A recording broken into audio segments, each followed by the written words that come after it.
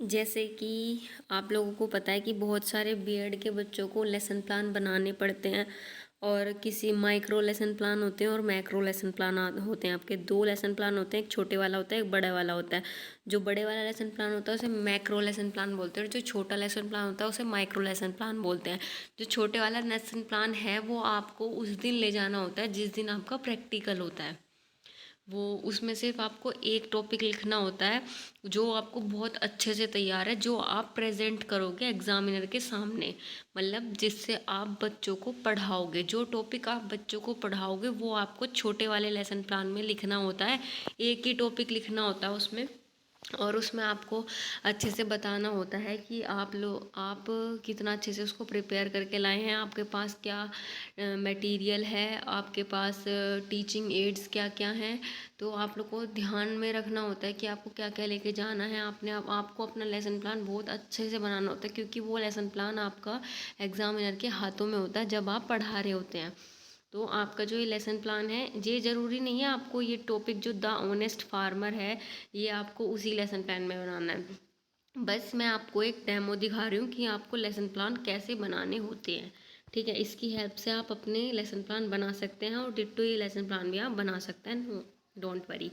ठीक है, तो सबसे पहले आपको क्या है, डेट लिखनी होती है जो आपको कॉर्नर में दिख रही है। सबसे पहले आपको डेट लिखनी होती है यहाँ पर, फिर ये सब्जेक्ट लिखना होता है, फिर ये नेम ऑफ द स्कूल लिखना होता है, क्लास लिखनी होती है, पीरियड लिखना होता है, ड्यूरेशन लिखनी होती है। ड्यूरेशन आप 35 मिनट्स की ये बड़े वाले मैक्रो लेसन प्लान जो होते हैं उनमें लिखनी होती है। जो छोटे लेसन प्लान होते हैं उसमें आपको ड्यूरेशन इतनी नहीं रखनी होती, थोड़ी बहुत ड्यूरेशन रखनी होती है। वो आपको पता चल जाएगा जब आप लोग प्रैक्टिकल में बैठोगे, तो जैसा और बच्चों ने लिखा हुआ होगा वैसा ही आप लिख लेना कि कितनी ड्यूरेशन वो बच्चे रख रहे हैं अपनी लेसन प्लान की। ठीक है, फिर उसके बाद आगे जैसे आप देख सकते हैं कि ये जो लिखा है यहाँ पे जनरल ऑब्जेक्टिव लिखा है। आपको सबसे पहले जनरल ऑब्जेक्टिव लिखना होता है। यूनिट होती है, एक टॉपिक होता है। तो यूनिट में आपको कुछ नहीं लिखना है, आपको सबसे पहले टॉपिक लिखना है। टॉपिक लिखने के बाद आपको फिर जनरल ऑब्जेक्टिव्स लिखने हैं। इनमें से आप ज़रूरी नहीं है कि 7 के 7 लिखें, आप 5 भी लिख सकते हैं। ठीक है, आप 5 भी लिख सकते हैं। फिर उसके बाद स्पेसिफिक एम लिखने होते हैं आप लोगों को, और फिर उसके बाद आगे चलने के बाद आपको प्रीवियस नॉलेज ज़रूरी है, प्रीवियस होने सीखना बहुत ज़रूरी है। फिर आपको प्रीवियस नॉलेज लिखनी होती है, फिर मटेरियल एड्स लिखना होता है, इस मटेरियल एड को। फिर इसके बाद इंट्रोडक्शन पार्ट आता है आपका, इंट्रोडक्शन, जहाँ पर आपको इंट्रोडक्टरी क्वेश्चंस पूछने होते हैं। इंट्रोडक्टरी क्वेश्चंस क्या होते हैं?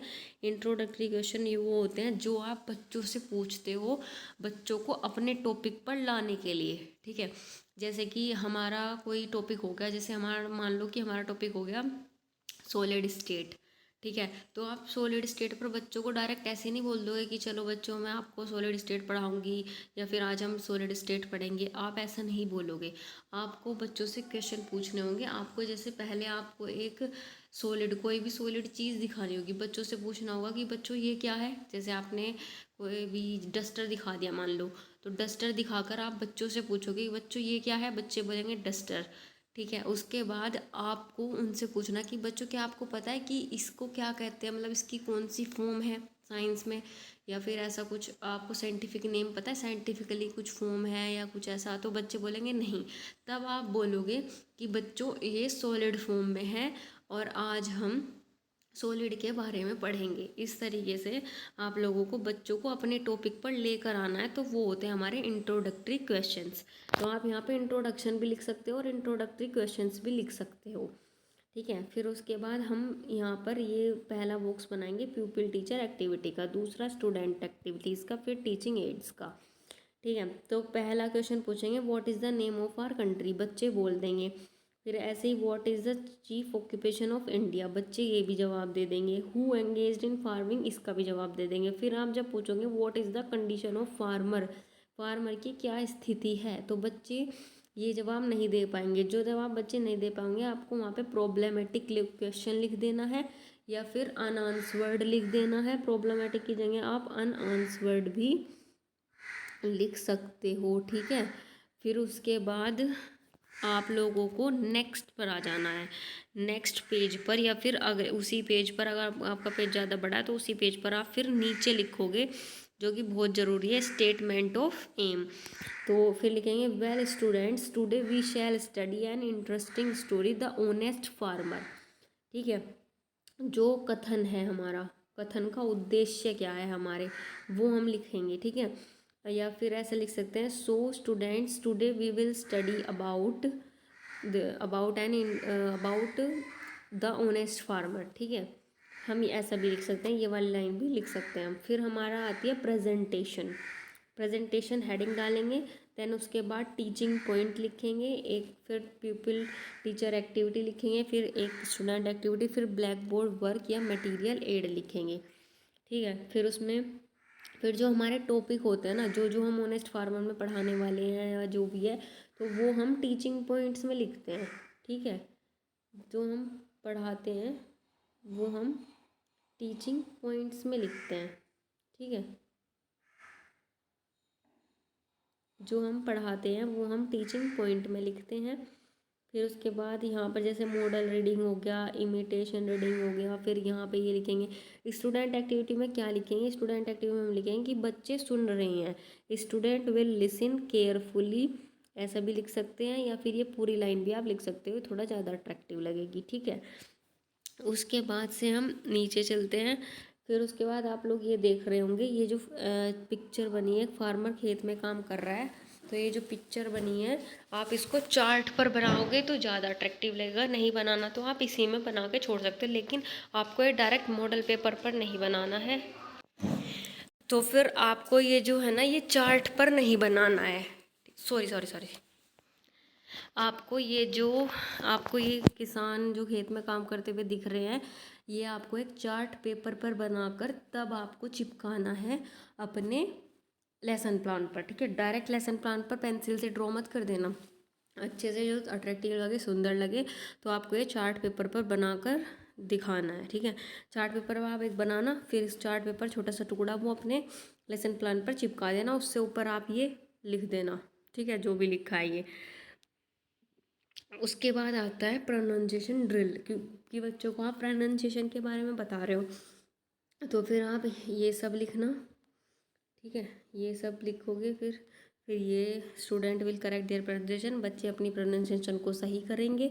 फिर उसके बाद यहाँ पर ये लिख देना, जैसे ही आपका ये होगा, फिर आपको टीचिंग पॉइंट नेक्स्ट, इस तरीके से आपको अपना ये बनाते चले जाना है। प्यूपिल टीचर एक्टिविटी में क्राइज लिखना है, फिर उसके बाद ऐसे करना है। Student activity black board work में आपको लिखा है cries thirsty exposition of difficult word, ऐसे करके।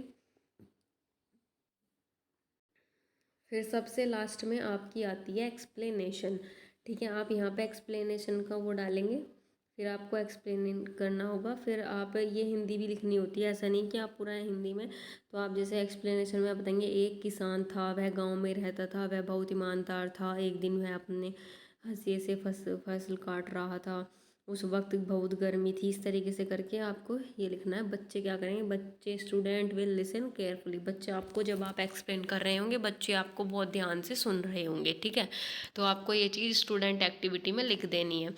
स्टूडेंट एक्टिविटी में आप ये चीज़ लिखने के बाद फिर आप आता है, मतलब आप यहाँ आ जाते हैं, ये जो साइलेंट रीडिंग लिखा है ना बच्चों, इसको मत लिखना, कोई ज़रूरी नहीं है कि ये साइलेंट रीडिंग आप लिखोगे। ठीक है, ये वो ये फिर आप सीधा कॉम्प्रिहेंशन क्वेश्चंस पूछना बच्चों से। ठीक है, प्यूपिल टीचर अपना क्वेश्चन पूछेगा। प्यूपिल टीचर पता क्या होता है, प्यूपिल टीचर खुद आप होते हैं। ठीक है, और प्यूपिल टीचर मतलब कि एक छात्र अध्यापक। ठीक है, आप ही तो है ना, आप एकदम टीचर तो नहीं बन गए हैं, आप एक छात्र अध्यापक हैं, आपसे भी तो आप लोग प्यूपिल टीचर हैं। और स्टूडेंट एक्टिविटीज़ में स्टूडेंट क्या है, स्टूडेंट तो वो हैं ही जिनको आप पढ़ा रहे हो, वो तो है ही स्टूडेंट। और इस प्यूपिल टीचर में और इस स्टूडेंट में ना आपके खुद क्लासमेट्स भी हो सकते हैं। जब आप ब्लैक बोर्ड पर जाकर खड़े हो गए हैं, ब्लैक बोर्ड के सामने आप खड़े हैं और आपके सामने कुछ बच्चे बैठे हैं, भले ही वो आपकी क्लास के बच्चे हैं, तो वो आपके लिए स्टूडेंट्स हैं और आप खुद प्यूपिल टीचर हैं। ठीक है, उसके बाद आपके क्वेश्चन पूछने के बाद आपका आता है इवैल्यूएशन क्वेश्चन, जो कि बहुत ज़रूरी होता है। इनको हम रिकैप्चुलेटरी क्वेश्चन भी बोलते हैं। रिकैप्चुलेटरी क्वेश्चंस भी आप इनको लिख सकते हो अपनी नोटबुक में इवैल्यूएशन क्वेश्चंस की जगह। ओके, और फिर उसके बाद आप ये दे दोगे, ये पूछोगे, फिर बच्चे ये चीज़ देंगे, मतलब अपने इनका आंसर्स देंगे, फिर आपका आ जाता है होम असाइनमेंट या फिर होमवर्क। ठीक है, होम असाइनमेंट भी लिख सकते हो और आप होमवर्क भी लिख सकते हो। फिर वहाँ पे आपको लिख देना right the summary of the lesson, lesson की समरी लिख देनी है।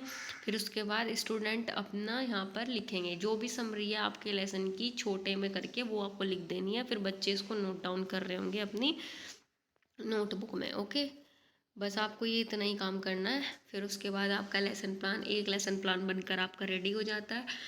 ऐसे करके बहुत से कॉलेज में तो 20 लेसन प्लान बनवाते हैं, बड़े वाले, मतलब एक ही में 20 लेसन प्लान बनवाते हैं। एक मोटा सा रजिस्टर होता है, उसी में 20 लेसन प्लान बनवा लेते हैं। और कुछ स्कूलों में क्या होता है, कुछ कॉलेजेस में क्या होता है कि वहाँ पे छोटा, मतलब एक 15 बनवा लिए, 10 बनवा लिए, इस तरह के सबका अपना अपना होता है। तो वो आपके कॉलेज पे डिपेंड करता है कि वो आपसे कितने लेसन प्लान बनवाते हैं।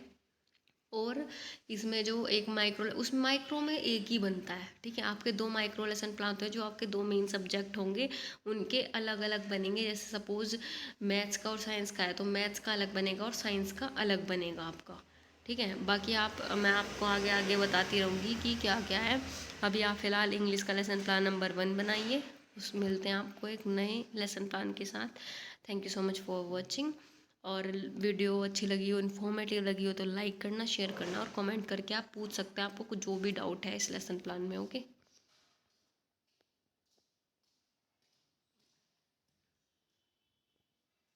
आपका रजिस्टर से कहाँ धरी है बे? कैसे रजिस्टर? आपका रजिस्टर धरा है ना बाहर।